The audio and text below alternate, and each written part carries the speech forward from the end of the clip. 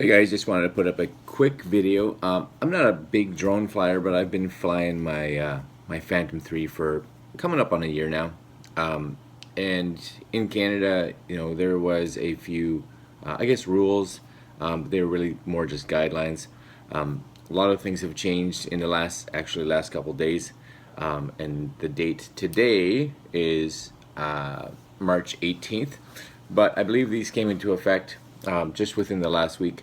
So I wanted to put this video out so you guys just are aware.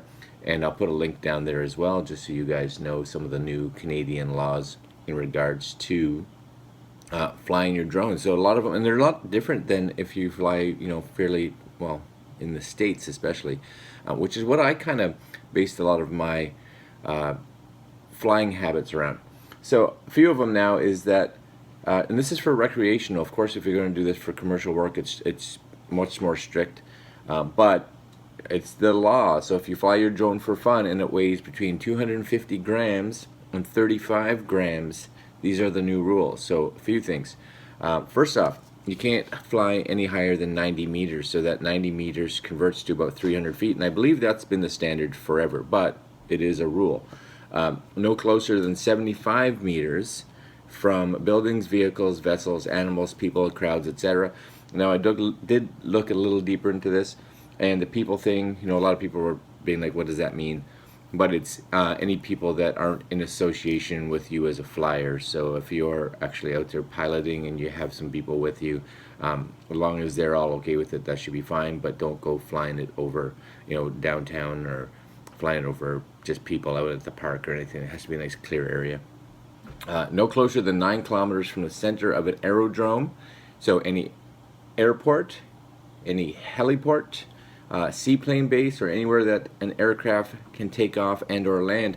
So that would include what would be my guess, even like helipads. So it's a lot of hospitals and stuff like that. You couldn't fly 9 kilometers close to that, which is pretty important to realize.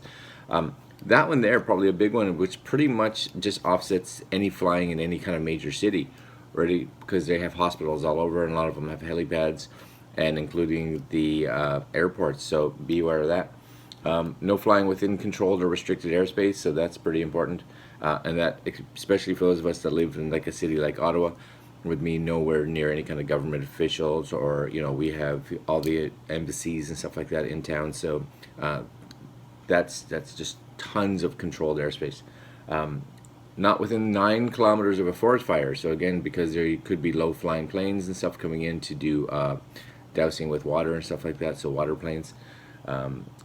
Where you could interfere with police or first responders. So it could have been fine to fly it yesterday, but now something's happened and you can't fly it today. At night or in the clouds. So no night flying. It kind of sucks actually a little bit. I get it in the clouds, and I think a lot of them is, and it's really because of the next one is if you can't keep it in sight of all times. So if there's any obstacles or you can't see it, then you can't fly it. If you're not within 500 meters of your drone.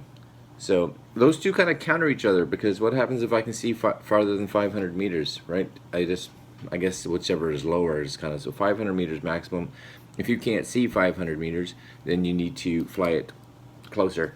And if your name, this is a big one, if your name, address, and telephone number are not clearly marked on your drone, so you gotta put some kind of sticker or decal or something, or write on it with a permanent marker or something, put that information. Now for those of us in Canada that are flying it into the States, this is something you have to do too, where you have to actually apply with the FAA down there, and they will get you a registration code, which in turn you have to have on your drone, and that information, which they can get, would pull up your same information, right? Your name, address, telephone number, and all that kind of information.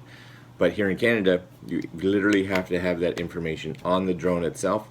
So if, I guess, it were to get confiscated, or if someone were to come to you and say, I need to see your drone and make sure that information is on it.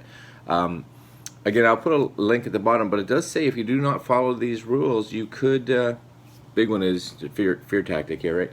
You could put lives, aircrafts, and properties at risk, which if you're flying like an idiot, then that's completely true. But you could face fines up to $3,000, so that's pretty important. So I'm gonna put, the links for all this here that I found, that you can go in and find some more information on it if you so choose. But pretty important, guys. Flying a drone now became a little bit more concerning. Make sure you're flying it safely, and make sure you're flying it where you should be flying it, and where nowhere you can't. All right, guys. I'd like to see maybe some comments in here if anybody knows a bit more about this, or just knows some good articles that the rest of us can read in regards to this. All right. Have a good one. Fly your drone safe, and hopefully we can do some flying soon. All right. Ciao.